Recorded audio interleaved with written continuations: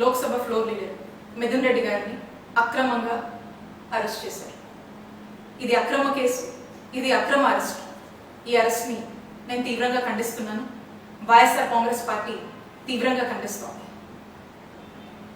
ఎటువంటి ఆధారాలు లేకుండా బిల్డప్ narratives-తో, కుక్డ్ స్టోరీస్తో వాటన్నిటిని బేస్ చేసుకొని ఈ అక్రమ కేసుని మిథున్ రెడ్డి గారి మీద కట్టి మరి రోజున అరెస్ట్ చేశారు.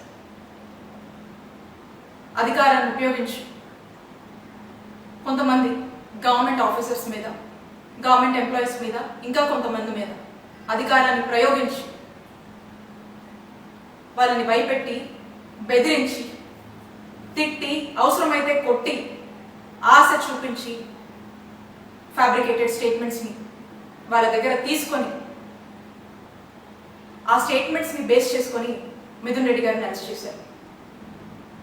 దీన్ని లిక్కర్ స్కామ్ అని పేరు పెట్టి senior retired IAS Dhananjaya Reddy గారిని, ఓఎస్డి కృష్ణమోహన్ రెడ్డి గారిని, చెవిరెడ్డి భాస్కర్ రెడ్డి గారిని, ఇప్పుడు మిథున్ రెడ్డి గారిని అరెస్ట్ చేశారు.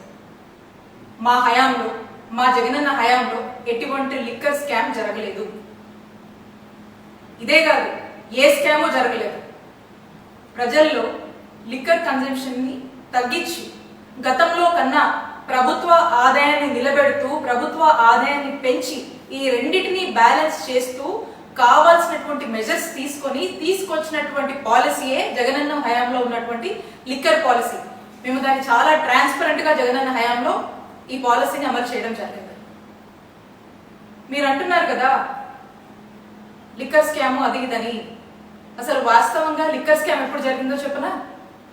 చంద్రబాబు నాయుడు గారి హయాంలో 2014 నుంచి 2019 వరకు మీరు తీసుకొచ్చినటువంటి లిక్కర్ పాలసీ రూల్స్ అన్ని డివేట్ అయ్యి ఏ విధంగా మీరు లిక్కర్ని ఏ విధంగా మీరు ఎక్స్ప్లాయిట్ చేశారో అప్పుడు జరిగింది. దాన్ని స్కామ్ అంటారు.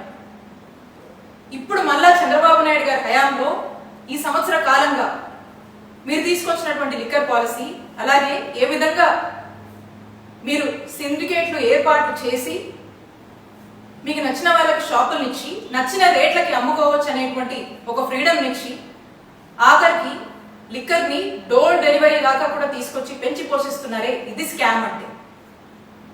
అప్పుడు ఇప్పుడు చంద్రబాబు నాయుడు గారి హయాంలో దీన్ని స్కామ్ అంటారు. వీళ్ళు స్కామ్ చేస్తూ మా జగనన్న హయాంలో లిక్కర్ స్కామ్ జరిగిందని మా వైఎస్ఆర్ కాంగ్రెస్ పార్టీ వాళ్ళని టార్గెట్ చేసి అక్రమంగా కేసులు పెట్టి, అక్రమంగా అరెస్టు చేసి, అక్రమంగా జైలు పాలు చేస్తా ఉన్నారు. ఈ అక్రమ కేసులు కట్టి, ఈ అక్రమ కేసులు పెట్టి అరెస్టు చేసి జైలు పాలు చేస్తే వైఎస్ఆర్ కాంగ్రెస్ పార్టీని ఇబ్బంది పెట్టొచ్చు, మా నాయకుడు జగన్మోహన్ రెడ్డి గారిని ఇబ్బంది పెట్టొచ్చు అని మీరు భావిస్తున్నారేమో. మీరు ఎన్ని ఇబ్బందులు పెట్టినా మేము ధైర్యంగా నిలబడతాము, ఎదుర్కొంటాము. వైఎస్ఆర్ కాంగ్రెస్ పార్టీ ప్రజల కోసం పోరాడుతూనే ఉంటుంది. మా నాయకుడు జగన్మోహన్ రెడ్డి గారు ప్రజల పక్షాన నిరంతరం పోరాడుతూనే ఉంటారు. మేము మీకు స్పష్టం చేస్తుంది ఒక్కటే, వైఎస్ఆర్ కాంగ్రెస్ పార్టీ అదరదు, బెదరదు.